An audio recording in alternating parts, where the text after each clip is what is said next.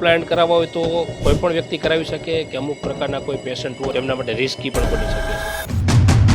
અમુક લોકોને એવા રોગ હોય છે જેમ કે ઓસ્ટિયોપોરોસિસ હોય કે કેન્સર પછી જે રેડિયોથેરાપી લીધેલી હોય એના કારણે ઓસ્ટિયોમાઇલાઇટિસ એવું કંઈ ડેવલપ થયેલું હોય એવા કેસમાં જનરલી અમે પ્રિફર નથી કરતા. ડિજિટલ સ્માઇલ ડિઝાઇનિંગ હોય છે, આ શું છે? પેશન્ટને ટ્રીટમેન્ટ કરાવતા પહેલા અમે એને એન્ડ રિઝલ્ટ બતાવી શકીએ કે અત્યારે તમારો ફેસ આવો દેખાય છે, તમારા દાંત આવા દેખાય છે, તમે આ ટ્રીટમેન્ટ કરાવશો તો તમારા દાંત આવા દેખાશે અને ફેસ આવો દેખાશે. દાંતના સ્થાને તંદુરસ્ત હાડકું નથી હોતું, સમજો ઘણા બધા પેશન્ટમાં જોવા મળતું હોય, તો એ ઇમ્પ્લાન્ટ કરાવી શકે છે? હાડકાની ક્વોલિટી અગર વીક છે, ક્વોન્ટિટી છે, ક્વોલિટી અગર નબળી છે તો એમાં અમે બોન ગ્રાફ્ટ કરીએ પ્લસ એક ઓસ્ટિયો ડેન્સિફિકેશન કરીને એક પ્રોસિજર આવે છે, એનાથી અમે બોનની ક્વોલિટી ઇમ્પ્રૂવ કરી શકીએ. ઇમ્પ્લાન્ટની કોઈ સાઈડ ઇફેક્ટ થાય એવું ખરું? બોલવાની સ્પીચમાં કેટલો ફરક પડે ઇમ્પ્લાન્ટ કરાવ્યા પછી? ઇમ્પ્લાન્ટમાં ક્યારેય ફેલ થવાની કેવી શક્યતા ખરી? વુમેન છે, ગર્ભાવસ્થામાં હોય છે, ત્યારે એને ઇમ્પ્લાન્ટ કરવું હોય તો પોસિબલ છે?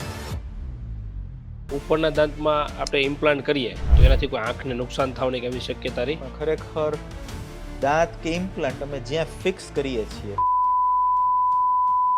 તમારી પાસે કોઈ પેશન્ટ આવે છે, દાંતનો કંઈ પ્રોબ્લેમ હોય છે, ચેકઅપ કરવા માટે બતાવવા માટે આવતા હોય છે, અને પછી પાછળથી ચેકઅપ કરે તો કેન્સર અથવા ડિટેક્ટ થતું એવું જે આવ્યા હોય કંઈક દાંતનો પ્રોબ્લેમ લઈને કે મારો આ દાંત હલે છે કે મને આ દાંતમાં દુખે છે, એના ચેકઅપ માટે આવ્યા હોય. ઓકે. જોઈએ મોટી ડિફેક્ટ થઈ ગઈ છે, પેઢું ખરાબ થઈ ગયું છે અને બાયોપ્સી કરીએ કેન્સર ડિટેક્ટ થાય, અત્યારે આવા કેસીસ બહુ વધી ગયા છે. બ્રિજમાં શું હોય, કઈ પ્રકાર ઇમ્પ્લાન્ટ કરતા અલગ શું હોય છે? જેમ કે એક દાંત નથી, એક દાંત મિસિંગ છે, Okay. એ દાંત આપણે ફિટ કરાવવો છે. આજુબાજુના દાંતને ઘસી અને એને પહેલા નાના કરવા પડે.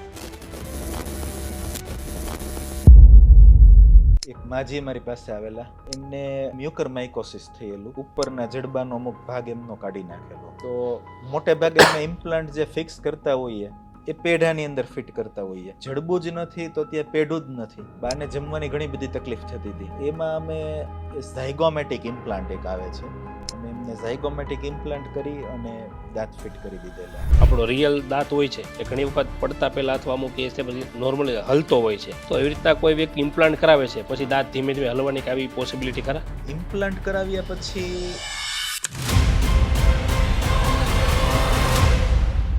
આપણા દાંત જેટલા સ્વચ્છ હોય છે એટલા જ આપણા મોઢાના રોગો થવાની શક્યતા ઘટી જતી હોય છે.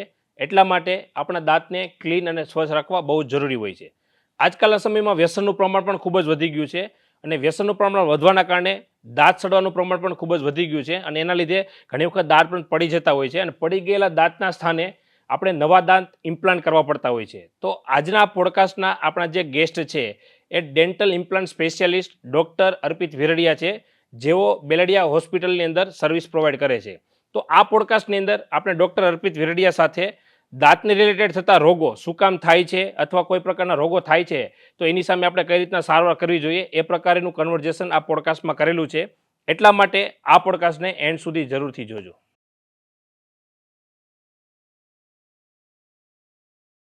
ડૉક્ટર અર્પિત વિરડિયા, આ પોડકાસ્ટની અંદર તમારું તો પહેલાં ખૂબ ખૂબ સ્વાગત છે. સૌપ્રથમ તો જનરલી ઇમ્પ્લાન્ટ વિશે વાત કરું એટલે હમણાં આપણે પોડકાસ્ટ પહેલાં ઘણી બધી વાત થઈ ઇમ્પ્લાન્ટ વિશે અલગ અલગ ટોપિક ઉપર. તો ઇમ્પ્લાન્ટ એટલે શું છે? ઇમ્પ્લાન્ટ એટલે બેઝિકલી આપણે નેચરલ દાંત જોઈએ ને તો બહારનો જે ભાગ આપણને જે વિઝિબલ છે યસ. એને ક્રાઉન કહેવાય. ઓકે.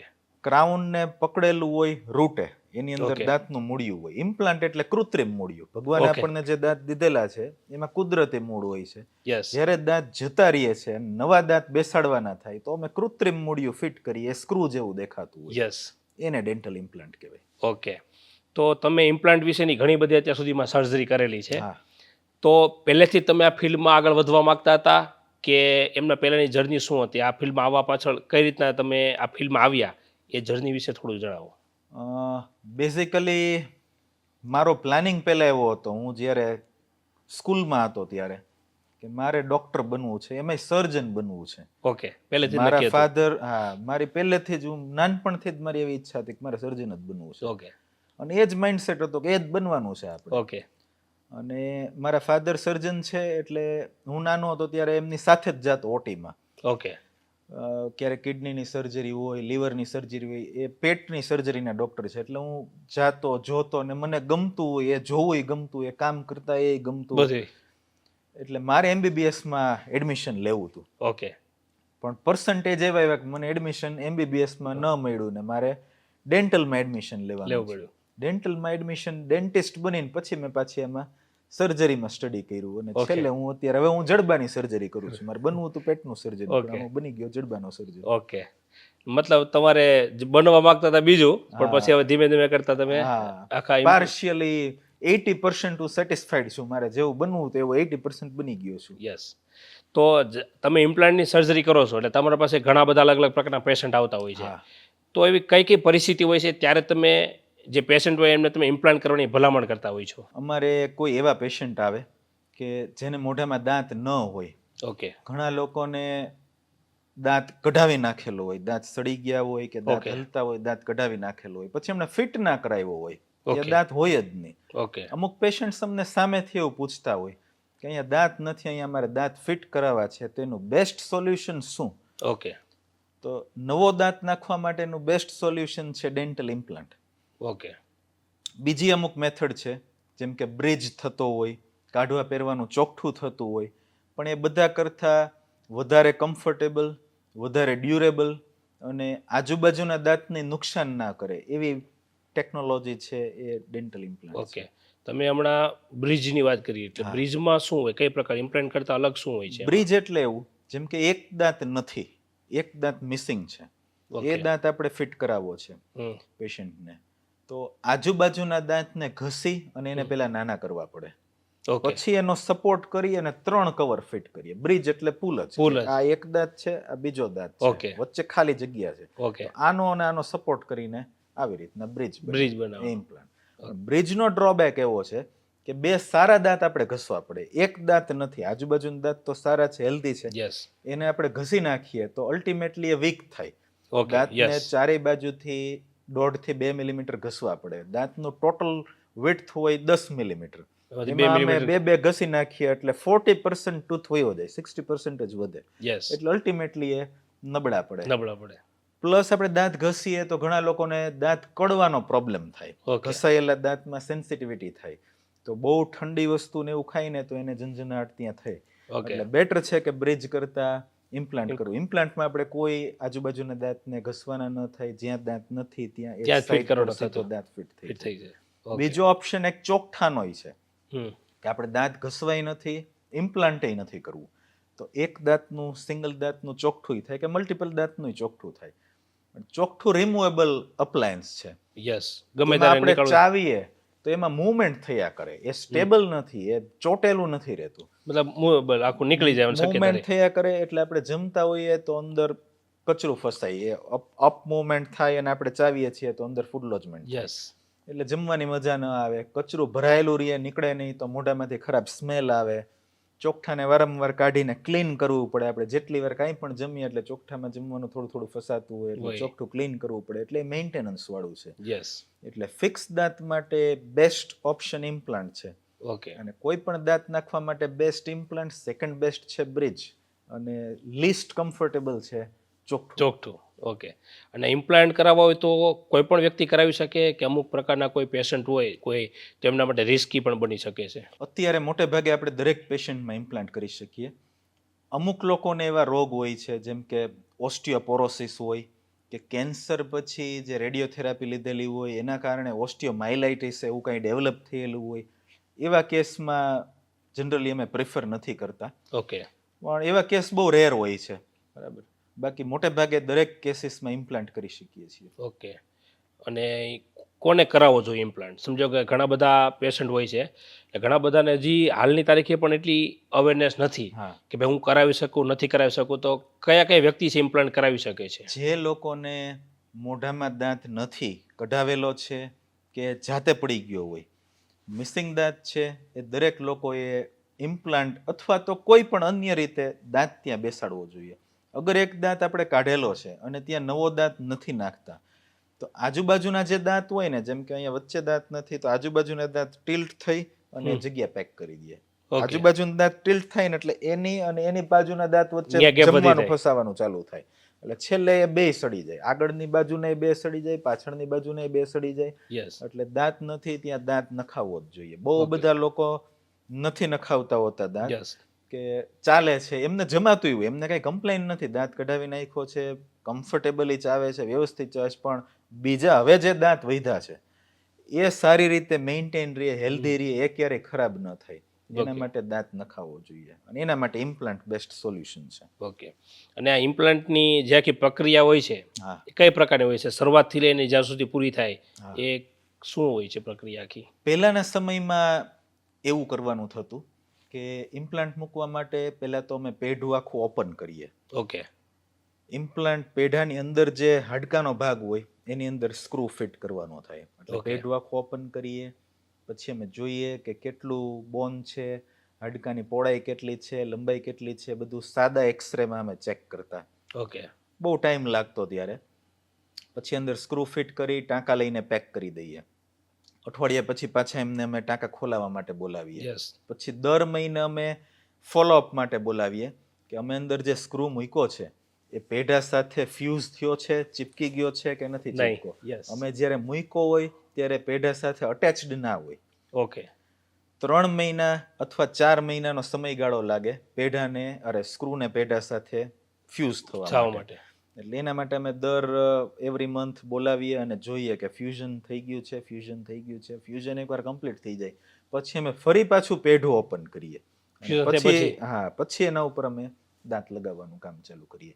ઓકે. એટલે આખી પ્રોસિજર 3.5-4 મહિને કમ્પ્લીટ થાય. ઓકે. એવું પહેલા હતું. યસ. અત્યારે હવે અમે એવું કરીએ છીએ, અત્યારે ગાઈડેડ સર્જરી કરીએ. પહેલા 2D એક્સરે હતા, હવે 3D એક્સરે થઈ ગયા. 3D એક્સરે આવે એટલે અમને પેશન્ટ પાસે જતા પહેલા જ ખ્યાલ હોય હમ. કે આમાં આવું જ પેઢું છે, આ જ પેઢાની પહોળાઈ છે, આટલી પેઢાની લંબાઈ છે. પ્રોપર પ્લાનિંગ થઈને જ આવી જાય. આ સાઇટ પર જ અમારે ઇમ્પ્લાન્ટ કરવાનો છે ને એનું એક પ્લાસ્ટિકનું એક ગાઈડ બનીને આવે, એ અમે મોઢામાં પહેલા ફિટ કરી દઈએ. ઓકે. એ ગાઈડમાં જ વચ્ચે હોલ હોય, એટલે એ જ પ્રમાણે અમારી ડ્રિલ કામ કરે. એટલે પેઢું ખોલવું નથી પડતું, ટાંકા લેવા નથી પડતા.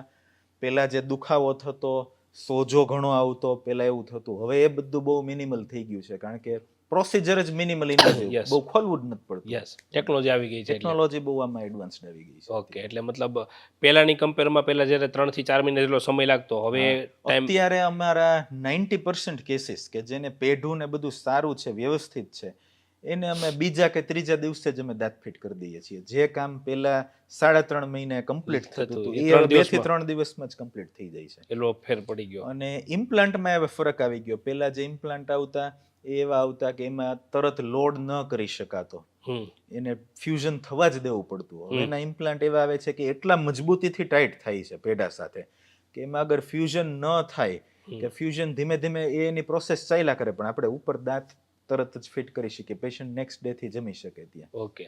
અને ઇમ્પ્લાન્ટ જે પેશન્ટ કરાવે છે એને કોઈ દુખાવાની એવી સમસ્યા થાય એવું ખરું? અત્યારે બહુ ઓછી, બહુ મિનિમલ પેઇન છે, અને એના Okay. માટે અમે પેઇન કિલર આપેલી હોય છે, એટલે એવી કોઈ કમ્પ્લેન હોતી જ નથી પેશન્ટને ઓકે. ઇમ્પ્લાન્ટ પછી. એટલે અત્યારે પહેલાના સમયમાં એવું થતું, આજથી 10 વર્ષ પહેલા એવું હતું કે પેશન્ટને ઇમ્પ્લાન્ટ કરાવે ને એટલે સોજો આવે, 5-7 દિવસ સોજો રહીએ, દુખાવો રહીએ, જમવામાં બધી પોચી વસ્તુ જમવી પડે, એનું ઘણું બધું ડિસ્ટર્બ થતી રૂટીન લાઈફ. અત્યારે રૂટીન લાઈફ જરાય ડિસ્ટર્બ, કોઈ રેસ્ટ કરવાની જરૂર નથી, દરેક વસ્તુ જમી શકે. સૂચર માટે પાછું ટાંકા ખોલાવવા માટે આવવું નથી પડતું, બહુ કમ્ફર્ટેબલ છે અત્યારે. ઓકે. પછી દાંતના સ્થાને તંદુરસ્ત હાડકું નથી હોતું, સમજો ઘણા બધા પેશન્ટમાં જોવા મળતું હોય, તો એ ઇમ્પ્લાન્ટ કરાવી શકે છે? હા, એમાં સેજ પ્રોસિજર ચેન્જ થાય. આપણે હાડકાની ક્વોલિટી અગર વીક છે, ક્વોન્ટિટી છે, ક્વોલિટી અગર નબળી છે, હમ. તો એમાં અમે બોન ગ્રાફ્ટ કરીએ, પ્લસ એક ડેન્સિફિકેશન કરીને એક પ્રોસિજર આવે છે, ઓકે. એનાથી અમે બોનની ક્વોલિટી ઇમ્પ્રૂવ કરી શકીએ. એ પ્રોસિજરથી? હા, એ એમાં શું હોય છે? procedure થી. એમાં એક ઇન્સ્ટ્રુમેન્ટ આવે, એ બોનને કન્ડેન્સ કરે. ઓકે. ક્વોલિટી નબળી મતલબ કે હાડકું પોરસ છે, Okay. સોલિડ ઓછું છે, ઓકે. સોફ્ટ બોન છે. યસ. તો જે સોફ્ટ ઇમ્પ્લાન્ટ માટે અમે નોર્મલી ડ્રિલ કરતા હોય, ડ્રિલ કરીને હોલ કરીએ. યસ. ઓસ્ટિયોડેન્સિફિકેશનમાં અલ્ટ્રાસોનિક ટીપ આવે, એ હોલ ન કરે, એ અંદર જતું જાય અને જે પોરસ બોન છે ને એને કન્ડેન્સ કરીને કમ્પ્રેસ કરે. એટલે Okay. આપણે જેમ કે સ્પંજ છે, પોરસ છે, એને આપણે આમ દબાવી દઈએ તો એ ડેન્સ થઈ જાય. યસ. એટલે એ રીતે એ બોનની ડેન્સિટી ઇમ્પ્રૂવ કરે, હોલ નથી કરતા. નોર્મલ ઇમ્પ્લાન્ટ અમે હોલ કરીને કરતા હોય. યસ. ઓસ્ટિયો જેને પેઢું નબળું છે હમ. એને અમે ઓસ્ટિયો કન્ડેન્સેશન કરી અને એની ક્વોલિટી, એની હાર્ડનેસ થોડીક વધારીએ, અને પછી ઇમ્પ્લાન્ટ કરીએ. સેજ પ્રોટોકોલ એમાં ચેન્જ થાય.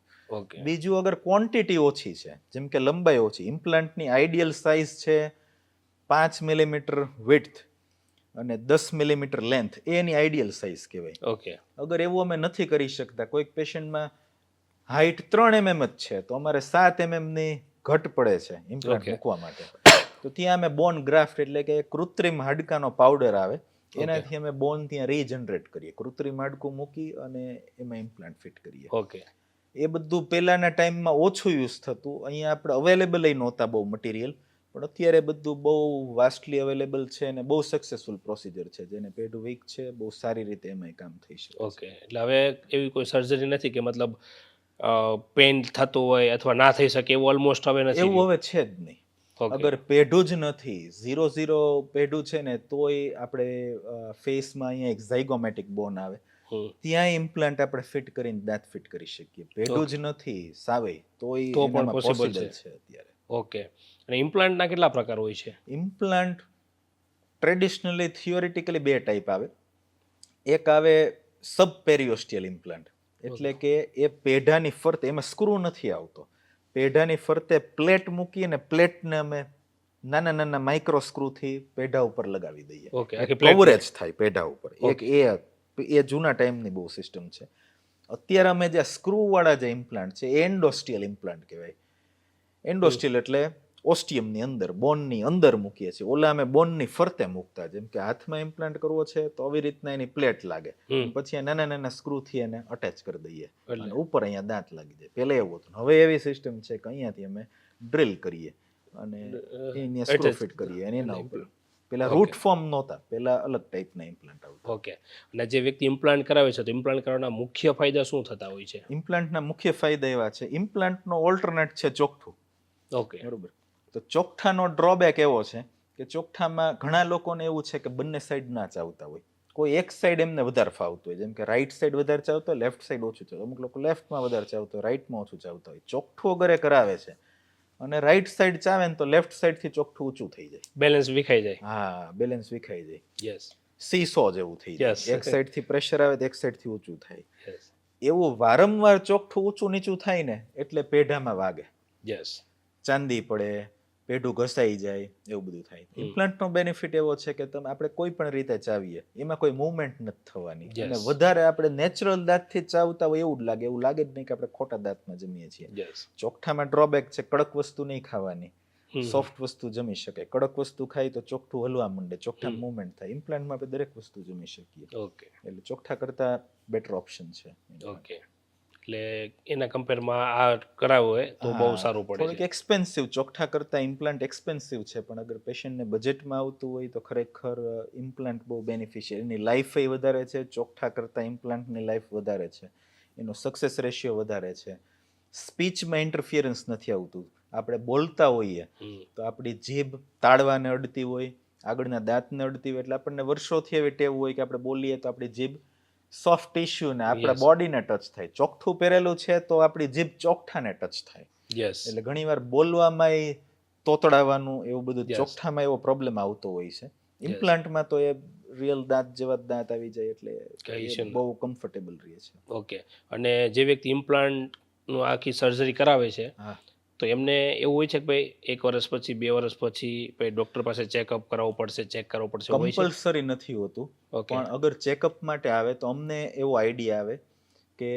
સાફ સફાઈ કેવી રાખે છે પેશન્ટ. ઓકે અગર સાફ સફાઈ વ્યવસ્થિત નથી રાખતું તો એને ક્લીન કરી આપીએ અમે, તો એ ક્લિનિંગ ને એવું થોડુંક જરૂરી. ઇમ્પ્લાન્ટના મેન્ટેનન્સમાં ખાસ તો સફાઈ વ્યવસ્થિત રાખવાની. ઇમ્પ્લાન્ટ કોને આવે છે તો જેને દાંત સડી ગયા છે, દાંત હલી ગયા છે, એને ઇમ્પ્લાન્ટ કરવા પડે. એવું ક્યારે થાય તો સફાઈ વ્યવસ્થિત નથી રહેતી, ભગવાને દાંત દીધેલા છે એ આપણે મેન્ટેન નથી રાખી શક્યા એટલે દાંત જતા રહ્યા છે. તો હવે જે નવા દાંત આવ્યા છે એમાં આપણે બેટર કેર કરવી પડે, એટલે સફાઈ માટે ને ચેકઅપ માટે વર્ષે 1 વખત આવે તો વધારે સારું. ઓકે અને આમ જનરલી આયુષ્ય મતલબ 1 વખત કરાવે તો ભાઈ 5 વર્ષ 10 વર્ષ એવો સમયગાળો છે કે ત્યાં સુધી જનરલી કદાચ પ્રોપર ચેકઅપ કરાવે છે, ક્લિનિક પણ રાખે છે તો ઇશ્યુ નથી આવતો? તો લાઈફ ટાઈમ ઇમ્પ્લાન્ટને ક્યારેય કોઈ ઇશ્યુ નથી આવતો. લાઈફ ટાઈમ ચાલે, લાઈફ ટાઈમ ચાલે છે. સારી રીતના મેન્ટેન પેશન્ટ કરે, ખાલી સફાઈ મેન્ટેન કરે, બીજું કાંઈ નહીં, બધી જ વસ્તુ જમવાની છૂટ છે. ઓકે ક્લીનલીનેસ પ્રોપર રાખે તો ઇમ્પ્લાન્ટને ક્યારેય કોઈ પ્રોબ્લેમ નથી આવતો. ઓકે. અને ઇમ્પ્લાન્ટની કોઈ સાઈડ ઇફેક્ટ થાય એવું ખરું? ઇમ્પ્લાન્ટ જ એક બાયોમટીરિયલ છે. ઇમ્પ્લાન્ટ બને છે ટાઇટેનિયમ ધાતુમાંથી, બરોબર. ટાઇટેનિયમના અલગ અલગ ગ્રેડ આવે. એમાં ગ્રેડ 4 ને ગ્રેડ 5 જે છે ને એ વધારે મજબૂત ટાઇટેનિયમ છે, એ ઇમ્પ્લાન્ટમાં યુઝ થતું હોય. બીજું એક ઝર્કોનિયમ મટીરિયલ આવે છે ઇમ્પ્લાન્ટમાં. ટાઇટેનિયમ છે મેટાલિક દેખાય છે, ઝર્કોનિયમ જે આવે છે ને એ વ્હાઇટ કલરનું દેખાય. એટલે એસ્થેટિક ઝોનમાં આગળના દાંતમાં ઇમ્પ્લાન્ટ કરવા છે તો ઝર્કોનિયમ ઇમ્પ્લાન્ટ વધારે સારો ઓપ્શન છે ઓકે. ટાઇટેનિયમ ઇમ્પ્લાન્ટ કરતા. ઓકે. એ એસ્થેટિકલી વધારે સારો અપિયરન્સ આપે, સારો લુક આપે છે. ઓકે. અને કોઈ વ્યક્તિને ઇમ્પ્લાન્ટ કરાવવું છે તો ઇમ્પ્લાન્ટની સાથે બ્રેસીસ મુકાવી શકે? હા, ઇમ્પ્લાન્ટની સાથે બ્રેસીસ કરી શકીએ. ઘણા બધા બ્રેસીસના કેસ અમારે એવા આવતા હોય કે દાંત તો વાંકા ચૂકા છે પણ અમુક દાંત એમણે કઢાવી નાખેલા છે, તો એમાં ઇમ્પ્લાન્ટ અમે કરીએ અને સાથે સાથે બ્રેસીસની ટ્રીટમેન્ટ ચાલુ હોય. યસ. એવું ઘણા બધા કેસમાં. અમુક કેસમાં અમે એવું કરતા હોય કે અમે દાંતનું અલાઇનમેન્ટ એવું કરીએ કે ઇમ્પ્લાન્ટની જરૂર જ ના પડે.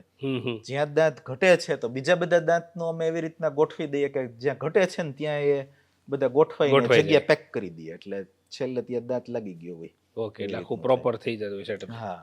ઓકે. અને હમણાં તો આપણે વાત કરી ભાઈ બોલવાની સ્પીચમાં કેટલો ફરક પડે ઇમ્પ્લાન્ટ કરાવ્યા પછી, અથવા અમુક સમય સુધી રહે કે?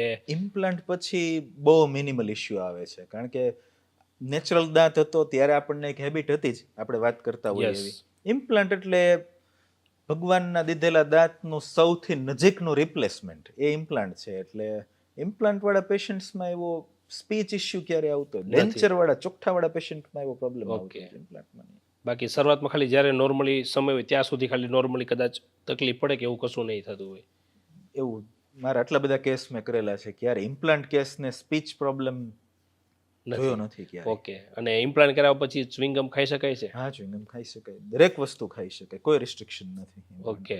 અને સ્પેશિયલી એવું કંઈ હોય છે કે ભાઈ ઇમ્પ્લાન્ટ કરાવ્યા પછી આ પ્રકારની તમારે કેર કરવી જરૂરી છે, અથવા અમુક પ્રકારનું કોઈ ફૂડ છે એક્ઝામ્પલ તરીકે જેથી કરીને નુકસાન થવાની શક્યતા રહે, કોઈ એસિડિક ફૂડ છે જે, તો એવું કાંઈ હોય છે? નોર્મલ ફૂડનો કોઈ ઇશ્યુ નથી, પણ જે લોકોને સ્મોકિંગની હેબિટ હોય, ઓકે, સ્મોક કે તમાકુ માવો એવું બધું ખાતા હોય ને, તો તમાકુથી એવું થાય આપણી અંદર જે પેઢામાં ને અંદર જે લોહી ફરતું હોય એ બ્લડ સર્ક્યુલેશન થોડુંક ઓછું થાય. સ્મોકિંગથી બ્લડ સર્ક્યુલેશન ઓછું થાય, તમાકુથી બ્લડ સર્ક્યુલેશન ઓછું થાય.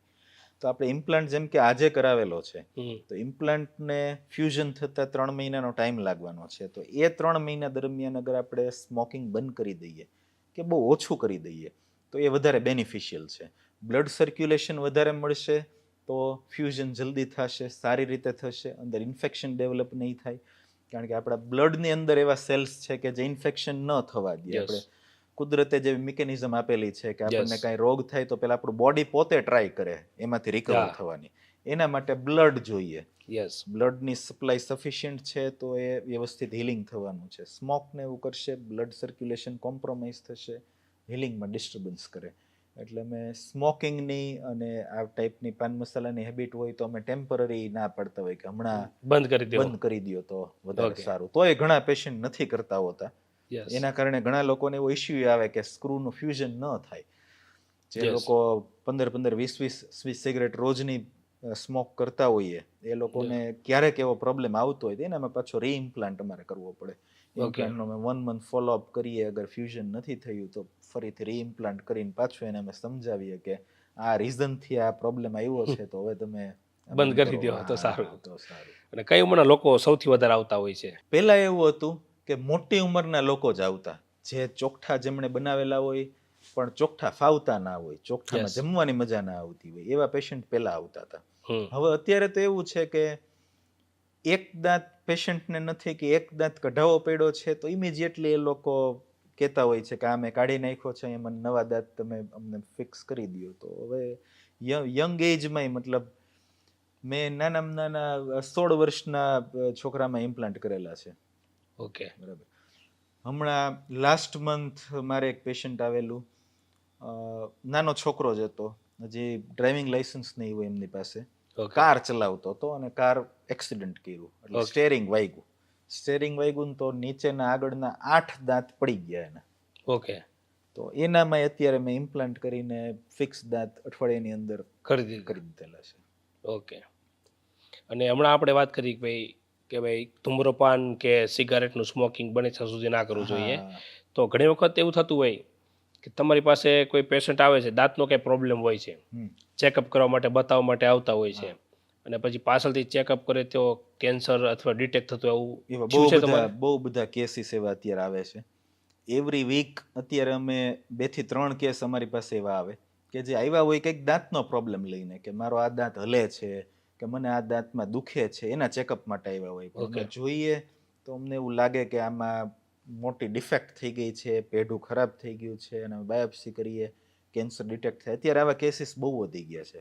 Okay. આજથી 10 વર્ષ પહેલા એવું ઓછું જોવા મળતું હતું, પણ Yeah. અત્યારે રેશિયો બહુ જ વધી ગયો છે. મતલબ દાંતમાં મતલબ નોર્મલી લોકો ઇગ્નોર કરતા હોય કે આ દુખાવો થાય છે, હા. ને બતાવવા આવે ત્યારે કેન્સર ડિટેક્ટ થાય. હા, ચાંદુ પડી ગયું હોય. ઘણા લોકો મોઢામાં એવું ચેક જ ના કરતા હોય કે એવું કાંઈ એમને છે. યસ. બ્રશ કરતા હોય ત્યારે બ્લડ આવતું હોય તો એમને ઇગ્નોર કરતા હોય કે ઓકે કંઈ આપણને દુખતું નથી, બ્લડ આવે છે, કાંઈ વાંધો નહીં, બ્રશ કરીએ ત્યારે બ્લડ આવે છે. પણ ખરેખર એક વખત ડેન્ટિસ્ટની વિઝિટ કરવી જોઈએ. તો અગર બીજો કાંઈ એવો મોટો પ્રોબ્લેમ હોય તો આપણને વહેલી ખબર પડી જાય છે. વહેલી ખબર પડે તો એનું સોલ્યુશન ઇઝી છે. કેન્સર કે એવું કાંઈ ડિટેક્ટ, મોડું અગર ડિટેક્ટ થાય છે તો એનું સોલ્યુશન ડિફિકલ્ટ છે. પેશન્ટને થોડું વધારે હેરાન થવું પડે. ઓકે. તો જનરલી આવા કોઈ લક્ષણો હોય છે કે ભાઈ તમારા મોઢાની અંદર દાંતમાં કે આ પ્રકારનો દુખાવો થાય, તમે હમણાં કીધું સડો થાય, હા. તો અવશ્ય એક વખત ડૉક્ટરની મતલબ ડેન્ટિસ્ટ પાસે જઈને ચેકઅપ કરેલી લે તો હોઈ હા. શકે એવા લક્ષણો કંઈ? અગર ઠંડી વસ્તુ જેમ કે આઈસ્ક્રીમ ખાય છે ઓકે. અને એમને દાંત થોડા થોડા દુખે છે કે સેન્સિટિવિટી થાય છે, હમ. ખાટી વસ્તુ જમે છે, લીંબુ શરબત પીવે છે ને એમને એવું થાય કે મારા દાંત અંબાઈ ગયા છે, હમ. એવા કેસીસમાં ડેન્ટિસ્ટ પાસે એકવાર જવું જોઈએ. મોસ્ટલી એવું રીઝન હોય કે કાં દાંત ઘસાઈ ગયા છે, કાં દાંતમાં ક્યાંક સડો બેઠો છે, તો આવું હોય છે. અગર એ વહેલા આવે છે પેશન્ટ ડેન્ટિસ્ટ પાસે તો એનું સોલ્યુશન ઇઝી અને એક જ વિઝિટમાં થઈ જાય એવું હોય છે. અગર એ લેટ કરે છે, કમ્પ્લેન વધતી જાય, દુખાવો વધતો જાય, પછી એનું સોલ્યુશન વધારે કોમ્પ્લેક્સ થતું complex. જાય. કવર કરવું પડે, રૂટ કેનાલ કરવું પડે, ઘણી વખત દાંતે કાઢી નાખવો પડે. યસ. બરાબર. અને કેન્સરવાળા પેશન્ટમાં તો એમ પ્રાઇમરી લક્ષણો એવા આવે કે મોઢું ખુલતું ઓછું થાય. પહેલા જે મોઢું ખુલતું હોય ને એનાથી ઓછું ખુલવા માંડે. ઓકે. પછી તીખો ખોરાક લઈ ના શકે. નોર્મલી જે ખોરાક લોકોને તીખો નથી લાગતો એ ખોરાક એ તીખો લાગે છે. યસ. મોઢાની ચામડી અંદરથી પિંક કલર જેવી હોવી જોઈએ. એની Yes. બદલે મોઢું જોઈએ તો એવું લાગે થોડુંક વ્હાઈટ કલરનો હ્યુ આવે છે, Yes. વ્હાઈટ કલર થોડો થોડો પકડાય છે, બ્લડ pink ઓછું colour હોય એ ઓછો ટાઈપનું આખું થાય લાગે, છે. વ્હાઇટનેસ ઉપર હા, એવું. દેખાતું હોય. તો એમણે ડેન્ટિસ્ટને બતાવવું જોઈએ. એ બધા પ્રી કેન્સર સાઇન્સ છે કે હજી કેન્સર છે નહીં, પણ અગર Yes. તમે બતાવો છો, ડોક્ટર તમને ઇન્ફોર્મ કરે છે કે હવે તમારે આ વ્યસન છોડી દેવું જોઈએ, તમારે હવે કાળજી રાખવાની, તો આપણે કેન્સરને અટકાવી શકીએ કેન્સર થતા પહેલા. યસ. મોઢાનું કેન્સર થતા પહેલા ઘણા બધા લક્ષણો બતાવે, પછી કેન્સરમાં કન્વર્ટ થાય છે. પણ એ Yes. બધું અગર આપણે ઇગ્નોર કરીએ છીએ તો પ્રોબ્લેમ આવે ફ્યુચર. ઓકે. અને બીજી વસ્તુ આપણે નોર્મલી કેમ આપણો રિયલ દાંત હોય છે એટલે ઘણી વખત પડતા પહેલા અથવા અમુક એ છે પછી નોર્મલી હલતો હોય છે, હા. તો એવી રીતના કોઈ વ્યક્તિ ઇમ્પ્લાન્ટ કરાવે છે પછી હા. દાંત ધીમે ધીમે હલવાની કે આવી પોસિબિલિટી ખરા? ઇમ્પ્લાન્ટ કરાવ્યા પછી એક વખત ઇમ્પ્લાન્ટ ફ્યુઝ થઈ ગયો છે પેઢા સાથે, ઓકે. પછી એમાં હલવાનો ઇશ્યુ ક્યારેય આવતો નથી. ઓકે. બહુ રેર. અમે આટલા બધા ઇમ્પ્લાન્ટ કર્યા છે, અમારે આજ સુધી ક્યારેય એવું નથી બન્યું કે ઇમ્પ્લાન્ટ કરેલો છે, ઇમ્પ્લાન્ટ ચોટી ગયો છે, મેં દાંતે લગાવી દીધો છે, પછી ઇમ્પ્લાન્ટ વાળા દાંત હલવા માંડ્યા, એવું ક્યારેય નથી બનતું. હા, એવું બને કે જેને અનકન્ટ્રોલ ડાયાબિટીસ છે, બહુ સ્મોક કરે છે, એને ઇમ્પ્લાન્ટનું ફ્યુઝન જ ન થાય. એટલે અમે એમાં દાંત ફિટ જ ન કરી શકીએ પહેલેથી. એનામાં અમારે પાછો રીઇમ્પ્લાન્ટ કરવો પડે. અને એમનું અગર શુગર વધારે છે તો શુગર કંટ્રોલ અમે મેડિસિનથી કરાવીએ. સ્મોકિંગની કેવી હેબિટ છે તો એ હેબિટ અમે છોડાવીએ. એવી રીતના એનું મેનેજમેન્ટ કરતા. તો મતલબ જે એનો સ્મોકિંગ વધારે કરે છે અથવા ડાયાબિટીસ છે એ લોકોમાં ઇમ્પ્લાન્ટ કરવું પોસિબલ નથી? નહીં, એમાં પોસિબલ છે, પણ ડાયાબિટીસ કંટ્રોલ કરીને. જેમ કે અત્યારે અગર શુગર લેવલ 300 છે તો એને અમે 140 150માં લઈ આવીએ, ઇન્જેક્શન ઇન્સ્યુલિનના આપીને અથવા તો કોઈ દવામાં ફેરફાર કરાવીને. ઓકે. થોડોક ટાઈમ શુગર અમે મેનેજ રાખીએ, કંટ્રોલ રાખીએ, થોડોક ફૂડમાં ફેરફાર કરાવીએ. લોકોને એવું છે કે ડાયાબિટીસ છે તો ખાંડ નહીં ખાવાની, ગળ્યું નહીં ખાવાનું, લોકોને એવું જ છે, પણ ખરેખર એવું નથી. આપણે રોટલી ખાઈએ છીએ, રોટલીને બોડી આપણું ખાંડ જ સમજે છે. બહુ બધા એવા ખોરાક છે કે જેનું અલ્ટિમેટલી આપણા બોડીમાં એ શુગર સ્પાઇક કરે છે બ્લડની Yes. અંદર, તો એવા બધા ફૂડ ટેમ્પરરી ઓછા અથવા તો બંધ કરી દેવા પડે. તો એ સુગરનું લેવલ પેલા શુગર મેન્ટેન લેવલ થોડું કંટ્રોલ આપણે કરી શકીએ તો કોઈ ઇશ્યુ નથી. અનકંટ્રોલ ડાયાબિટીસ છે, આપણે અગર રિપોર્ટ નથી કરાવ્યો અને ડાયરેક્ટ પ્રોસિજર કરીએ છીએ તો એવું બને કે ઇમ્પ્લાન્ટ ચોટે નહીં ત્યાં. યસ. તો આના પહેલા રિપોર્ટ કરવા પડતા હોય તમે કોઈ ઇમ્પ્લાન્ટ કરો ત્યારે? જે પેશન્ટને ડાયાબિટીસની હિસ્ટ્રી છે એને અમે રિપોર્ટ કરાવીએ બાકી છીએ. બધાને જરૂર નથી? બધાને જરૂર નથી. જેને ડાયાબિટીસ છે જ નહીં એને કોઈ કોઈ issue જ નથી. ઓકે.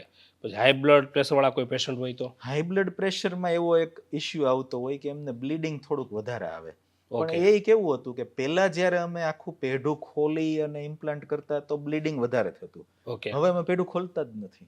યસ, ટેકનોલોજી અમે આવી ગઈ. નાનું હોલ કરીએ છીએ, બહુ નાનું હોલ કરીએ છીએ અને એ હોલમાં સીધો ઇમ્પ્લાન્ટ જતો રહે એટલે હોલ રહેતો જ નથી. યસ, એ આખું હોલ- પેક થઈ જાય. હોલ ખાલી 5 મિનિટ પૂરતો જ રહે છે, પછી એમાં તરત ઇમ્પ્લાન્ટ આવી જાય છે. એટલે બ્લીડિંગનો બ્લડ પ્રેશર, બહુ બ્લડ પ્રેશર વધારે હોય તો મેડિસિનથી કંટ્રોલ કરવાનું, સામાન્ય વધારે હોય તો કઈ કોઈ જરૂર પ્રોબ્લેમ નથી. હવે બહુ એ પ્રોબ્લેમ નથી કરતું.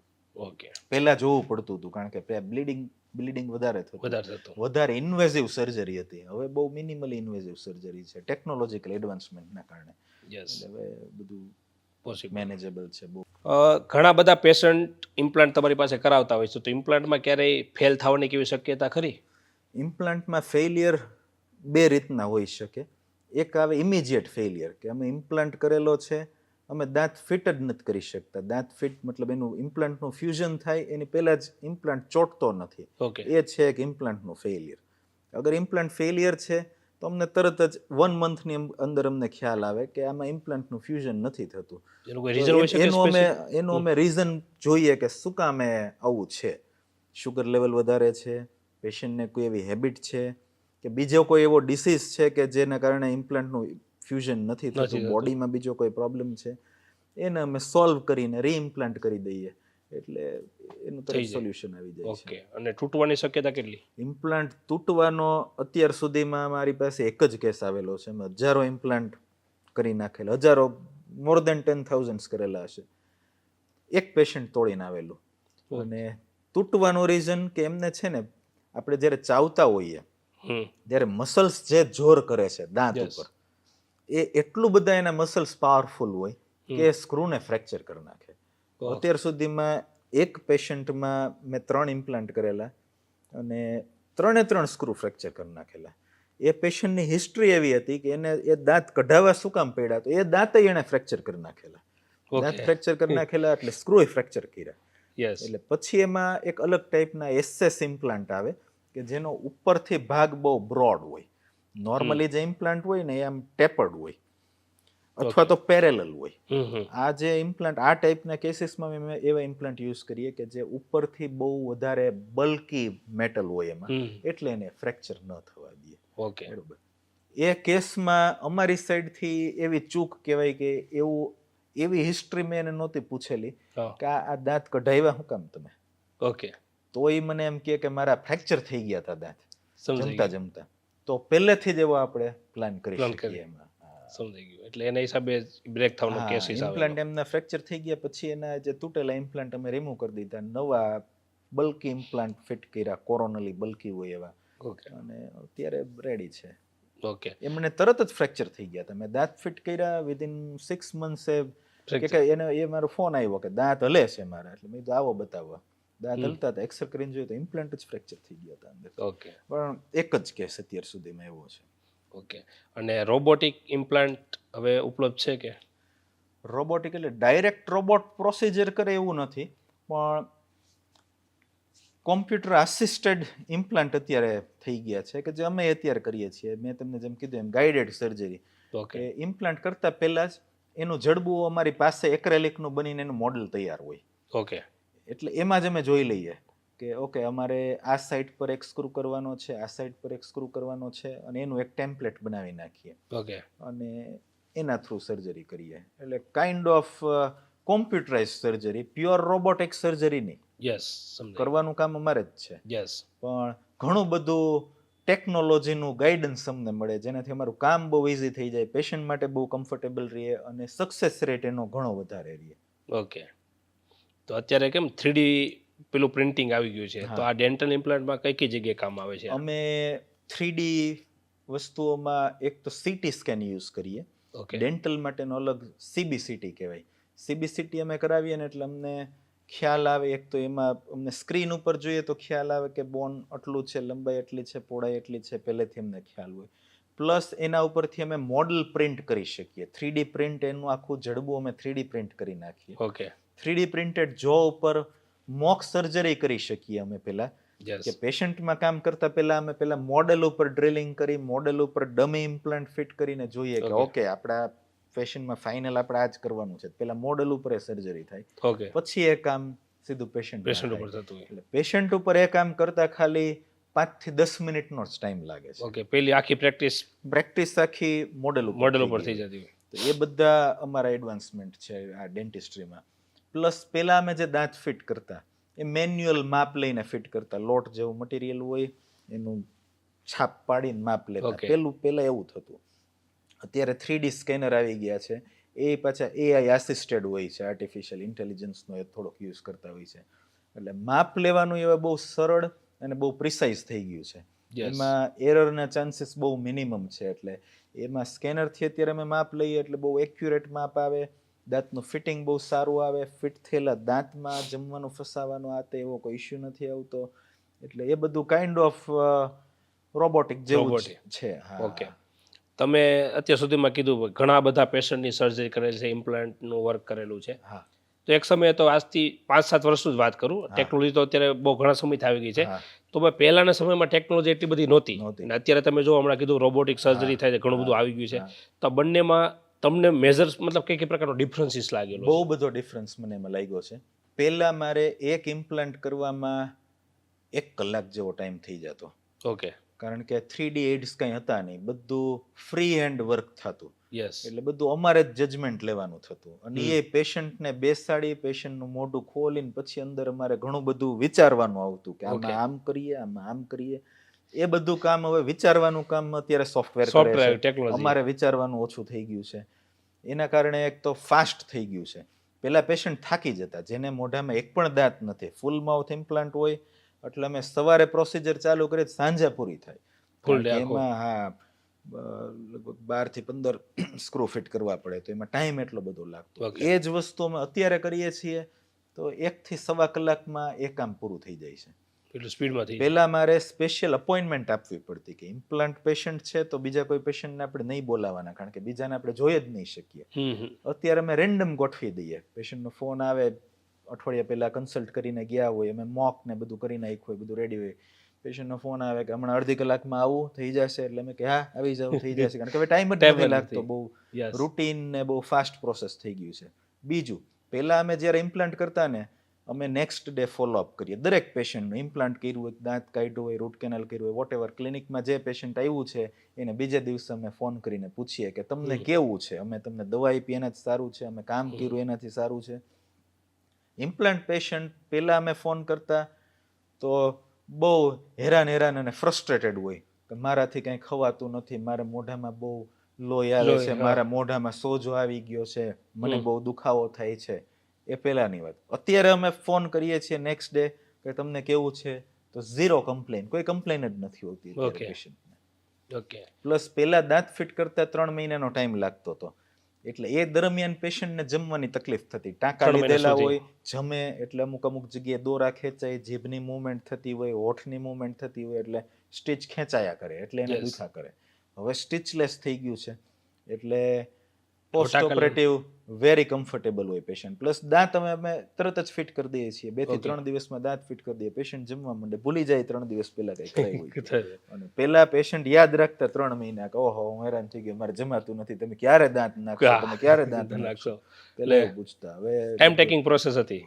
હવે બધું બહુ સિમ્પલ, સરળ, ફાસ્ટ ને બહુ એવું થઈ ગયું છે. મારું લાસ્ટ મંથનું એક પેશન્ટ હતું, ઘણા ટાઈમ પહેલા ઇમ્પ્લાન્ટ કરાવ્યો હતો, પછી ઇમ્પ્લાન્ટ ચોઈટો નહીં, ઇમ્પ્લાન્ટ નીકળી ગયો. માજી જમતા જ નહોતા કે હવે મારે આ કરાવવું જ નથી. ઓકે, એને મોઢામાં અમુક દાંત હતા, એટલે એક દુખતો હતો એટલે મારી પાસે આવ્યા. ઓકે, એટલે દુખતો તો એ દાંતની મેં ટ્રીટમેન્ટ પહેલા કરી, પછી બાને એડવાઇસ કર્યું કે બા આટલા બધા દાંત ને તમે જમો છો કઈ રીતે, હા, આમાં તમે દાંત નખાવી દો. તો કે ચોખ્ઠું મેં કરાવ્યું તો એ મને ફાવ્યું નહીં, અને એકવાર સ્ક્રૂ મુકાવ્યો તો સ્ક્રૂ મારો ચોઈટો નહીં. અચ્છા. તો તમારાથી એવું કાંઈ થાય એવું હોય, સ્ક્રૂ તોય કે મારે કરવા જ નથી. હા. એમાં હું હેરાન થઈ ગઈ હતી, મને બહુ દુખાવો થયો હતો.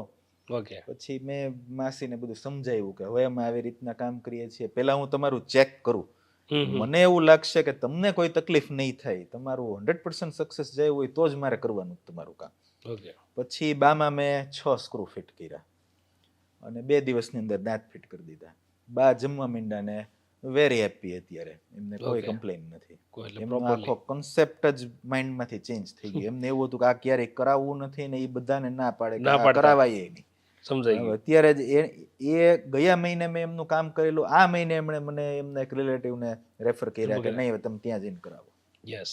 મતલબ એને વિશ્વાસ જ નહોતો. કારણ કે એમને એટલું બધું કમ્ફર્ટ મળ્યું, એમને ડર એવો હતો કે હું એક ખાલી દાંત કઢાવું છું ને તોય મને બહુ દુખે, તમે એમાં 6 સ્ક્રૂ મારામાં ફિટ કરશો તો મને કેટલી બધી પીડા થશે. યસ. પણ એમને થઈ જ નથી. યસ. એનું રીઝન છે કે મિનિમલી ઇન્વેઝિવ સર્જરી, અમારે જાજુ એમાં ખોલવાનું વીખવાનું કંઈ આવતું જ નથી. નથી. બધું ટુ ધ પોઈન્ટ ને એકદમ પ્રિસાઇઝ કામ હોય છે. થાય છે, એટલે કંઈ પોસ્ટ ઓપરેટિવ ડિસ્કમ્ફર્ટ આવતો જ નથી. નથી. અને જનરલી જ્યારે પેશન્ટ તમારી પાસે આવે છે બતાવવા માટે, હા તમે હમણાં કેમ કીધું ભાઈ, બાને કીધું હવે મારે કરાવવું જ નથી, હા એટલે મતલબ ડર હતો. હા તો પેશન્ટમાં ડર જોવા મળતો હોય છે, તમે કહો છો કે ભાઈ આ રીતે ઇમ્પ્લાન્ટ ઘણા કરાવવાનું બધા છે. લોકોને હજી ડર જ છે. Yes. પણ એક વખત કામ કરાવે છે પછી એનો ડર જતો રહે છે. Okay. અને એના માટે અમે એક્સપ્લેન કરીએ છીએ કે આ ડર હતો, એમનો ડર સાચો જ છે, એવું નથી કે ડર ખોટો હતો. યસ. કારણ કે પહેલાના ટાઈમમાં એ પ્રોસિજર જ એવી હતી કે એમાં પેશન્ટને પેઇન થતું, સ્વેલિંગ આવતું, જમવાની તકલીફ થતી, અને એવું બધું એને સાંભળ્યું હોય, ઘણા બધા Yes. લોકોએ કરાવેલું હોય એના ફ્રેન્ડ સર્કલમાં, રિલેટિવ્સમાં, એટલે બધાને ઘણા લોકો અવોઇડ કરતા પહેલા. પણ અત્યારે એમને અમે સમજાવી કે અમે આવી રીતના કામ કરશું, ટેકનોલોજીકલ યુઝ અમે જે કરવાના છીએ એ અમે બધું એમને એક્સપ્લેન કરીએ અને પેશન્ટને એવું પાછું રિઝલ્ટ આપીએ છીએ. યસ. એટલે હવે ડરનું મતલબ પહેલાના પ્રમાણમાં હવે ઓછું થઈ બહુ ગયું. ઓછો ડર થઈ ગયો, જો કે હવે લોકો અવેર બી એટલા થઈ ગયા છે. બહુ જ અવેરનેસ વધી ગઈ યસ. છે. એના હિસાબે હવે બધો ઓછો થઈ ગયો છે. પહેલા અમારે પેશન્ટને એવું કેવું પડતું કે આમાં સ્ક્રૂ વાળો દાંત કરાવાય કે સ્ક્રૂ વાળો દાંત સારો પડશે તમને. યસ. અત્યારે પેશન્ટ અમને સામેથી એવું પૂછે કે આમાં સ્ક્રૂ વાળો દાંત થાય તો આપણે એ જ કરવો છે. સામેથી આપણે હવે પેશન્ટ અત્યારે બહુ બધા લોકો પાસે ઇન્ફોર્મેશન છે, પહેલા Yes. અવેરનેસ નહોતી, યસ. એટલે અમારે કન્વિન્સ વધારે કરવા કરવા પડતા, પડતા. સમજાવવા પડતા હતા પેશન્ટને. હવે અત્યારે પેશન્ટ સેલ્ફ અવેર વધારે હોય છે, યસ. એટલે સમજવાની બહુ જરૂર પડતી નથી. સમજાવવાની બહુ જરૂર નથી પડતી. એમને આઈડિયા હોય જ છે કે આ સ્ક્રૂ વાળા દાંત થાય છે, Yes. એમને ખ્યાલ જ હોય. ખાલી એમને ડર હોય કે મને દુખશે, મારાથી સહન નહીં થાય, ખમાશે નહીં. અમારે ખાલી આ ડર એમનો દૂર કરવાનો છે કે એવી કોઈ તકલીફ નહીં થાય, બધું બહુ Okay. કમ્ફર્ટેબલ થશે કામ. અને બીજું ડિજિટલ સ્માઇલ ડિઝાઇનિંગ હોય છે, આ શું છે? ડિજિટલ સ્માઇલ ડિઝાઇનિંગ એટલે એવું એક કોસ્મેટિક ટ્રીટમેન્ટ છે. જેમ કે કોઈ પેશન્ટને વાંકા ચૂકા દાંત છે કે ડાઘાવાળા દાંત છે, ઓકે. પાન મસાલાવાળા ડાઘ છે તો એ તો નોર્મલ સફાઈથી જતા રહીએ, પણ ઘણા લોકોને પાણીના ડાઘ હોય. નાની ઉંમરમાં જ્યારે એમનું દાંતનું ડેવલપમેન્ટ થતું હોય ત્યારે પાણી જે પીતા હોય એમાં ફ્લોરાઇડ કન્ટેન્ટ વધારે હોય. એના કારણે દાંતનું જે સ્ટ્રક્ચર બને ને એ દાંતનો કલર પહેલેથી જ ડાઘાવાળો આવે, ઓકે. બ્રાઉન કલરના, યલો કલરના સ્ટેઇન હોય. એ અગર એમને દેખાવમાં નથી ગમતા અને અમારી પાસે આવે કે ભાઈ દાંત મારા ડાઘાવાળા છે કે મારા વાંકા ચૂકા દાંત છે, મારા દાંતમાં જગ્યા છે, આને મારે સરખી કરવી છે, તો પોસિબલ છે? તો હા, એ પોસિબલ જ છે. પણ પેશન્ટને એવો ટ્રસ્ટ ના હોય કે આ બધું કરાવશે પછી એનો ફેસ કેવો દેખાશે. કરાવ્યા પછી એ રિવર્સિબલ તો છે નહીં, એકવાર થઈ ગયું એટલે થઈ ગયું. ડિજિટલ સ્માઇલ ડિઝાઇન એટલે એવું કે પેશન્ટને ટ્રીટમેન્ટ કરાવતા પહેલા અમે એને એન્ડ રિઝલ્ટ બતાવી શકીએ કે અત્યારે તમારો ફેસ આવો દેખાય છે, તમારા દાંત આવા દેખાય છે, તમે આ ટ્રીટમેન્ટ કરાવશો તો તમારા દાંત આવા દેખાશે અને ફેસ આવો દેખાશે. એટલે એ પોતે વિઝ્યુલાઇઝ કરે, જોવે કે હા આ આવું હતું, આ સરસ દેખાય છે. પછી પેશન્ટ અગર અગ્રી થાય અથવા એમાં એને ક્વેરી હોય કે આ તમે મને બતાવ્યું છે એમાં હજી મને દાંત થોડાક મારા મોટા લાગે છે, એનું કંઈ થાય તો અમે પાછું એને સોફ્ટવેરથી બધું એમાં કરેક્શન કરી પાછું એમને બતાવીએ કે ઓકે તમારે નાના કરવા છે તો અમારી પાસે આવો ઓપ્શન છે. ઘણા લોકોને શેપમાં ઇશ્યુ હોય કે દાંત થોડાક સ્ક્વેરિશ છે, મારે થોડાક રાઉન્ડેડ જોઈએ છે, તો રાઉન્ડેડ એને કરીને અમે બતાવીએ. પછી પેશન્ટ અપ્રૂવ કરે કે ઓકે મારું આવું કરવાનું છે અને પછી અમે પ્રોસિજર સ્ટાર્ટ કરીએ. એ છે ડિજિટલ સ્માઇલ ડિઝાઇન. ઓકે. તો જનરલી બધા કયા કયા પેશન્ટમાં આવી રીતના અમે અત્યારે બહુ બધા પેશન્ટ્સ કે જેને આવી કમ્પ્લેન ના હોય કંઈ, પણ અમને ફાઇન્ડિંગ્સ હોય, અમને દેખાય છે કે આના દાંત વાંકા ચૂકા છે, આના દાંતમાં ડાઘ છે, સારા નથી દેખાતા લુકમાં. યસ તો અમે બધા પેશન્ટને free of charge smile designing સોફ્ટવેરમાં એમને અમે બતાવીએ કે તમારે આવું કરવું હોય તો તમારામાં પોસિબલ છે, તમારી અગર ઈચ્છા હોય તો તમે આ કરાવી શકો છો. યસ અને ઘણા બધા પેશન્ટને એવી ખબર નથી હોતી કે એવું પહેલા એમને એવી એ કેર ના કરતા હોય કે ભલે ને જેવા છે એવા આપણને કે કાંઈ વાંધો જ છે, યસ પણ અમે એમને બતાવીએ તો એમને એમ થાય કે હા આપણે આ કરાવશું તો આપણો લુક સારો થશે. થશે અત્યારની જનરેશનને લુક માટે વધારે કોન્શિયસ છે યસ કે કપડાં તો આપણે સારા સારા. પહેરવા, ડ્રેસિંગ આખું સારું હોય, બધી તો વસ્તુ એ હવે મોઢામાં અને સ્માઇલ સારું દાંતમાં થવી, દાંત સારા હોવો સ્માઇલ જોઈએ. સારી થાય, હવે એ નહીં લોકો કન્સિડર કરે છે. યસ લુક્સ મેટર કરે છે હા. અત્યારના સમયમાં. પહેલા અમે ખાલી કરેક્ટિવ વર્ક જ કરતા કે યસ દાંત તૂટી ગયો છે તો એને રિપેર કરી દ્યો, દાંત સડી ગયો છે, દુખે છે, રિપેર કરી દ્યો, બહુ ખરાબ છે તો કાઢીને ચોખ્ઠા કરી દ્યો. એ બધી કરેક્ટિવ ડેન્ટિસ્ટ્રી હતી. હવે બીજી એમાં એડ થઈ છે, એક પ્રિવેન્ટિવ ડેન્ટિસ્ટ્રી, કે દાંતમાં કંઈ પ્રોબ્લેમ નથી, બધું હેલ્ધી છે, પણ આપણે પ્રોબ્લેમ થવો ના જોઈએ, પ્રોબ્લેમને પ્રિવેન્ટ કરવા માટેનું કામ એક એવું છે. બીજું કોસ્મેટિક ડેન્ટિસ્ટ્રી અત્યારે આવ્યું છે, જે પેલા હતું જ નહીં. કોસ્મેટિક્સ દાંત માટે હતું, હતું. કોસ્મેટિક્સ ફેસ માટે લોકો કરાવતા, પાર્લરમાં જાય, દાંતનું કોસ્મેટિક્સનું કાંઈ કરાવતા જ કન્સિડરેશન હતું જ નહીં. એ અત્યારે ઘણું બધું વધી ગયું છે. ઓકે પહેલા બ્રેસિસ માટે અમે પેશન્ટને એડવાઇસ કરતા કે બેન તમારા દાંત વાંકા ચૂકા છે, તમે એને સીધા કરાવી નાખો તો સફાઈ થોડીક વ્યવસ્થિત રહે અને લુકય થોડોક સારો આવે, ફેસ થોડોક સારો દેખાય. અત્યારે પેશન્ટ અમારી પાસે સામેથી આવે કે મને આ ફેસ મારો ગમતો નથી, મારો આ હોઠ બહાર લાગે છે, મારા દાંત મને બહાર લાગે છે, મને એ Yes. સરખા કરી દો. એટલે લોકોમાં બહુ અવેરનેસ આવી ગઈ છે. બીજું હમણાં તમે દાંતની વાત કરી એટલે ઘણા બધા લોકો મેં પણ સાંભળેલું છે કે ભાઈ ખાસ કરીને જે પાન મસાલા ગુટખા ખાતા હોય ને દાંત પીલા પડી ગયા હોય હા. તો એ એમ ઘણીવાર કહેતા હોય છે કે ભાઈ મારે હવે દાંત સાફ કરાવવા છે. હા. તો એવું પણ લોકોના પાસેથી સાંભળવા મળતું હોય છે ભાઈ દાંત સાફ ના કરાવાય, હા. તમે સાફ કરાવો તો ધીમે ધીમે દાંત નબળા પડે, તો હકીકત શું છે?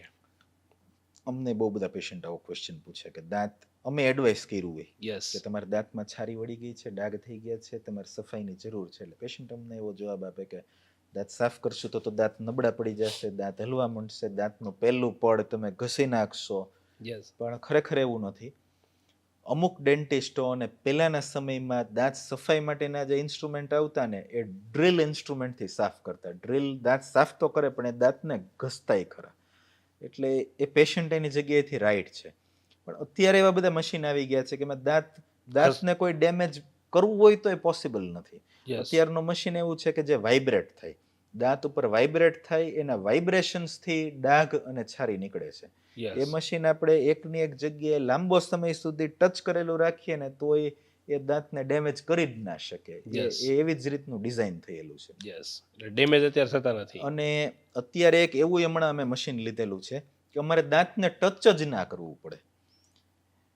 દાંતથી અમારું જે મશીન હોય ને 1 સેન્ટીમીટર દૂર રહે, ઓકે એમાંથી એકદમ ફોર્સમાં એક નાના પાર્ટિકલ્સ પડે અને એર આવે, થોડુંક વોટર આવે, એનાથી દાંત ક્લીન થઈ જાય. એટલે Okay. દાંતને અમે અડતા જ નથી. દાંતની ઉપરની છારી છે એ દાંતથી દૂર દૂર રહીને રાખીને ક્લીન દૂર થઈ કરી જાય થઈ છે. જાય છે. એ મશીન પેશન્ટને વધારે મગજમાં બેસે છે, એમાં એમને વધારે ટ્રસ્ટ આવે ટ્રસ્ટ છે આવે કે મારા દાંતના ઈડા વગર જ ક્લીન કરે છે, મતલબ કે દાંત ડેમેજ થવાના જ નથી. નથી. દાંતને અડીએ તો દાંત ડેમેજ થાય. યસ અને બીજું પણ ઘણા બધા લોકો ચલો પાન માવા ગુટખા ખાય હા. તો ઓબ્વિયસલી પીળા થવાની શક્યતા કે કંઈક આવે છે, પણ હા. ઘણા બધા એવા લોકો હોય છે કોઈ વ્યસન નથી હા. છતાં પણ દાંત પણ કદાચ ઘણીવાર રેગ્યુલર સાફ કરતા હોય છતાં પણ દાંત એમના પીળા અથવા સારી વળી જતા હોય, તો આનું શું રીઝન હોય? એક રીઝન એવું છે, દાંત આપણા નોર્મલી વ્હાઇટ હોવા જોઈએ. દાંતમાં 3 લેયર છે. દાંતનું જે ફર્સ્ટ લેયર છે ઇનેમલ, હમ. એ એકદમ વ્હાઇટ કલરનું હોય. દાંતનું સેકન્ડ લેયર છે ડેન્ટિન, એ યલોઇશ હોય. તો ઘણા લોકોને પેટની અમુક તકલીફ હોય કે એસિડ રિફ્લક્સ આવતા હોય હમ. પેટમાંથી, એટલે એનું મોઢાની અંદર એસિડિક કન્ટેન્ટ વધારે રહેતું હોય. એસિડના કારણે દાંતનું જે ફર્સ્ટ લેયર હોય ને ધીમે ધીમે ઘસાતું જાય, ઇરોડ થતું જાય, ઓકે અને દાંતના સેકન્ડ લેયરનો કલર થોડો થોડો બહાર દેખાય. બાર એટલે એમને કોઈ વ્યસન નથી, દાંતે એમના ચોખ્ખા છે, પણ દાંતનો ઘસારો છે એટલે દાંત પીળા થઈ ગયા.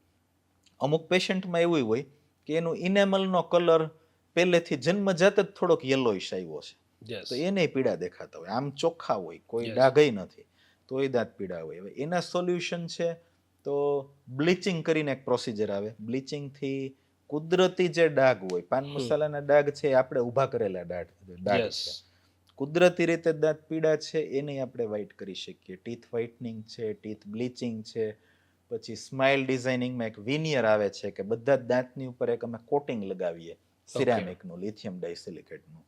એનાથી એ દાંત પાછા એકદમ સરસ થઈ જાય. ઓકે. અને તમે અત્યારે કઈ કઈ કટિંગ ટેકનોલોજી યુઝ કરો છો તમે? અમે છેલ્લા 5 વર્ષમાં ઘણું બધું ટેકનોલોજીકલ અપગ્રેડેશન કર્યું છે.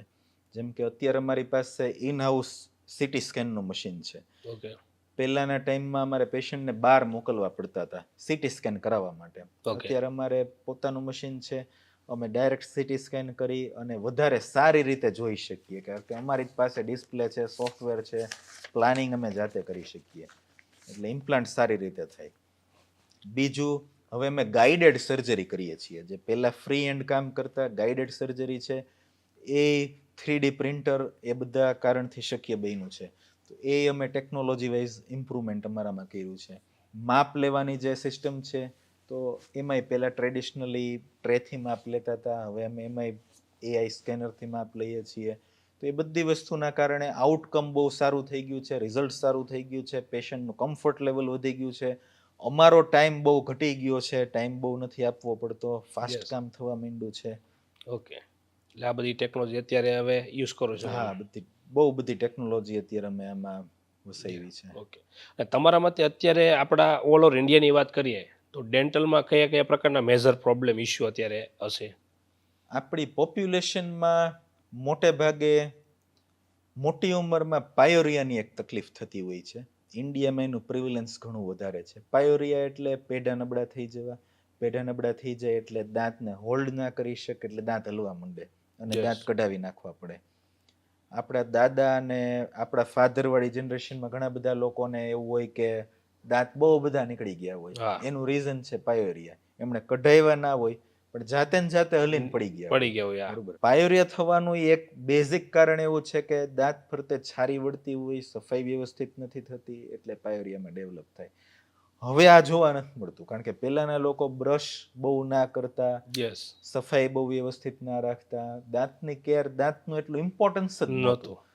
પણ હવેની જનરેશનમાં આ બધું બહુ ઓછું જોવા મળે છે. પાયોરિયાનો પ્રોબ્લેમ અત્યારના યુથમાં નથી જોવા મળતો. મોટી ઉંમરના પેશન્ટ્સમાં હજી હોય છે પાયોરિયાનો પ્રોબ્લેમ. ઓકે. અને તમે લગભગ 10,000 કરતાં પણ વધારે કીધું ઇમ્પ્લાન્ટના સર્જરી કેસીસ કરેલા છે, બરાબર? તો એમાંથી સૌથી સફળ તમને એવો કયો કેસ લાગ્યો કે આ કેસ મારા માટે સૌથી સફળ છે? 2021માં લગભગ કે 20ના એન્ડમાં એક માજી મારી પાસે આવેલા. એમને આ કોવિડના કારણે મ્યુકરમાઇકોસિસ થયેલું, ઓકે. અને મ્યુકરમાઇકોસિસના કારણે ઉપરના જડબાનો અમુક ભાગ એમનો કાઢી નાખેલો. ઓકે. તો મોટે ભાગે અમે ઇમ્પ્લાન્ટ જે ફિક્સ કરતા હોઈએ એ પેઢાની અંદર ફિટ કરતા હોઈએ. હવે જડબું જ નથી તો ત્યાં પેઢું જ નથી. યસ. બાને જમવાની ઘણી બધી તકલીફ થતી હતી. હમ. તો એમાં અમે ઝાયગોમેટિક ઇમ્પ્લાન્ટ એક આવે છે, અમે એમને ઝાયગોમેટિક ઇમ્પ્લાન્ટ કરી અને દાંત ફિટ કરી દીધેલા, અને બહુ સારું એમનું રિઝલ્ટ આવેલું ને બહુ સક્સેસફુલ ટ્રીટમેન્ટ રહી છે એમની. ઓકે. અને બીજું કે જ્યારે ઉપરના દાંતમાં આપણે ઇમ્પ્લાન્ટ કરીએ હા. તો એનાથી કોઈ આંખને નુકસાન થવાની કે એવી શક્યતા રહી? બહુ બધા લોકોના ક્વેરી છે કે ઉપરના જડબામાં ઇમ્પ્લાન્ટ ફિટ કરીએ અથવા તો ઉપરનો દાંત કાઢવાનો હોય ને તોય પેશન્ટને ડર લાગતો કે મારી આંખને કાંઈ નહીં થઈ જાય ને, મારી Yeah. આંખને કાંઈ નહીં થઈ જાય ને. પણ ખરેખર દાંત કે ઇમ્પ્લાન્ટ અમે જ્યાં ફિક્સ કરીએ છીએ એનાથી આંખ બહુ દૂર હોય છે. આંખને ઇન્જરી કરવી કે ઇન્જરી થવી એમાં પોસિબલ જ નથી. યસ. બરાબર. એટલે બહુ મતલબ દૂર કોઈ કનેક્શન એવું નથી કે ભાઈ થઈ જ. પણ લોકોના મિસકન્સેપ્શન છે, એનું રીઝન એવું છે કે પહેલાના ટાઈમમાં જે ઇન્જેક્શન યુઝ કરતા એનેસ્થેશિયા આપવા માટે, બેરું કરવા માટે, એની નીડલ્સ સોય બહુ લાંબી આવતી, અને અમુક ઇન્જેક્શન્સ અમે પેઢામાંથી આપીએ ને તો એ આંખની નજીક સુધી પહોંચી જાય. બહુ લોંગ નીડલ હોય તો ત્યાં સુધી પહોંચી જતું. તો એના કારણે આંખ ખરાબ તો ના થઈ જાય, પણ આંખનો ભાગ એ થોડોક બેરો થઈ જાય. જે કામ આપણે પેઢું જ બેરું કરવાનું છે, ભેગું આંખનો ભાગ બેરો થઈ જાય. એટલે એમને એવું લાગે કે મારી આંખ ખટકવા માંડી, તમે Okay. ઇન્જેક્શન આપ્યું કે તમે દાંત કાઢી નાખો પછી શું થઈ પછી ગયું? બેરું ઉતરે પછી પાછું ઓકે થઈ જાય. પણ એને Normal. માઇન્ડમાં એવું થઈ જાય કે આ દાંત કઢાવવાના કારણે આંખમાં કંઈક અસર આવી હતી યસ. એટલે આ કન્સેપ્શન થયેલો. પણ અત્યારની નીડલ, તમારી દાંતની અલગ નીડલ અત્યારે આવે છે ડેન્ટલ પ્રોસિજર માટેની, એ થોડીક શોર્ટ નીડલ હોય કે અમારે જેટલા ભાગમાં એનેસ્થેશિયા આપવાનું હોય ત્યાં જ સુધી ડીપ જઈ શકે, વધારે ડીપ ના જઈ શકે. યસ. પ્લસ ઇન્જેક્શન માટે લોકોનો ઇન્જેક્શનનો બહુ ડર હોય છે યસ. કે ઇન્જેક્શન મારશે, તમે કેટલા ઇન્જેક્શન મારશો. એના માટે અત્યારે એક નવું મશીન અમે હમણાં લીધેલું છે પેઇનલેસ એનેસ્થેશિયા માટેનું. એમાં સોય આવતી જ નથી, એમાં નીડલ જ નથી આવતી. એની એવી સિસ્ટમ છે કે એકદમ ફોર્સથી આમ સ્પ્રે થતો હોય ને એવી રીતના એ લોકલ એનેસ્થેશિયા ત્યાં સીધું ઇન્જેક્ટ કરી દે. ઓકે. નાનો ફટાકડો ફૂટ્યો એવો અવાજ આવે પણ ઇન્સ્ટન્ટલી બેરું થઈ જાય. પેશન્ટને જરાય પેઇન ખબર ન pain ન થાય, થાય. સોય એમાં આવતી જ નથી એટલે જોઈને ડર લાગે નહીં. હા. દાંત પાસે રાખીને એનો બટન પ્રેસ કરીએ એટલે ફટ અવાજ આવે અને એનેસ્થેશિયા ડાયરેક્ટ એક્ટ થઈ જાય. ઓકે. એટલે એમાં અત્યારે કોઈ પેન થતું કે એવું નથી? અત્યારે ઇન્જેક્શન એ પેઇનલેસ થઈ ગયું છે, યસ. સર્જરી એ પેઇનલેસ થઈ ગઈ છે અને પછી અમે દવા આપેલી હોય એટલે પેઇન વાળો પ્રોબ્લેમ બહુ જતો રહ્યો. અત્યારે બહુ રેર પેઇન હોય છે કોઈને, Yes. બટ કોઈને પેઇન અત્યારે હોતો જ નથી. ઓકે. અને કોઈને ફૂલ માઉથ માટે આખું ઇમ્પ્લાન્ટ કરવું હોય છે તો પોસિબલ છે કે? હા, ફૂલ માઉથમાં પોસિબલ છે. ફૂલ માઉથમાં અગર પેઢાની ક્વોલિટી ક્વોન્ટિટી બહુ વ્યવસ્થિત છે, સારી છે, તો આપણે ખાલી 4 સ્ક્રૂ ફિટ કરી અને એના ઉપર 14 દાંત લગાવી શકીએ.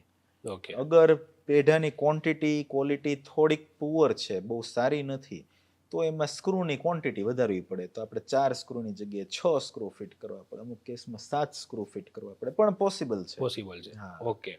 અને ઇમ્પ્લાન્ટ કર્યા પછી બ્રશિંગ છે કઈ રીતના કરવું જોઈએ? આપણે રેગ્યુલર જે બ્રશ કરતા હોઈએ એવી જ રીતે બ્રશ કરવાનું થાય. પણ મોટે ભાગે એવું થાય કે જ્યાં આપણો ઇમ્પ્લાન્ટનો ફિટ કરેલો દાંત પૂરો થાય છે ઓકે. અને નેચરલ પેઢું ચાલુ થાય છે, એ જે ગેપ હોય એ ગેપમાં જમવાનું ફસાઈ જતું હોય. તો એને ક્લીન કરવા માટે એક વોટર ફ્લોસર કરીને એક ડિવાઇસ આવે છે. એમાંથી પાણીનો એકદમ શાર્પ ફોર્સ આવે અને એનાથી બધું ક્લીન થાય. એટલે અમારા જે ફૂલ માઉથ ઇમ્પ્લાન્ટ કેસ હોય, 1-2 દાંતમાં ઇમ્પ્લાન્ટ છે એમાં એવું કોઈ ઇશ્યુ નથી, એ રેગ્યુલર બ્રશિંગથી થઈ જાય. પણ ફૂલ માઉથના કેસ હોય, ઉપર નીચે બધા જ ઇમ્પ્લાન્ટ વાળા દાંત હોય, એમને અમે વોટર ફ્લોસર ક્લિનિકમાંથી જ આપીએ. તમારે આ રેગ્યુલર વાપરવાનું. એ રિચાર્જેબલ હોય, ચાર્જ થઈ જાય, અંદર પાણી ભરી દઈએ, બ્રશ કરીને પછી ફ્લોસર ફેરવી દઈએ એટલે બધો જ કચરો બધું જ ક્લીન થઈ જાય. હા, ઓકે. અને બધું ક્લીન રહે છે એટલે એની લોંગેટિવિટી બહુ સારી. એમને ક્યારેય કોઈ કમ્પ્લેન, કોઈ પ્રશ્ન આવે જ નહીં, કોઈ ફેલિયરનો કોઈ ચાન્સ જ નહીં. નથી. ઓકે. અને કોઈ વુમેન છે, લેડીઝ છે, હા એ ગર્ભાવસ્થામાં હોય છે અને ત્યારે એને ઇમ્પ્લાન્ટ કરવું હોય તો પોસિબલ છે? હા, ગર્ભાવસ્થા દરમિયાન ઇમ્પ્લાન્ટ આપણે કરી શકીએ. મોટે ભાગે સેકન્ડ ટ્રાઇમેસ્ટર હોય, ચોથો, પાંચમો અને છઠ્ઠો મહિનો, એ દરમિયાન ઇમ્પ્લાન્ટ કરી શકાય, વેરી સેફ છે. કોઈ પણ મહિનામાં કરી શકીએ, પણ બેટર છે કે ચોથા, પાંચમા, છઠ્ઠા મહિનામાં કરવું. બીજું હું એવું પ્રિફર, ઇમ્પ્લાન્ટ કોઈ ઇમરજન્સી ટ્રીટમેન્ટ નથી કે અગર આપણે આજે નથી કરાવતા અને 6 મહિના પછી કે 1 વર્ષ પછી કરાવીએ છીએ તો પ્રોબ્લેમ ક્રિએટ થઈ જશે, એવું નથી. એટલે અમે જનરલી પ્રેગ્નન્ટ પેશન્ટ ઇમ્પ્લાન્ટ માટે આવેલું હોય તો અમે એમ કહીએ કે ડિલિવરી પછી કરાવો.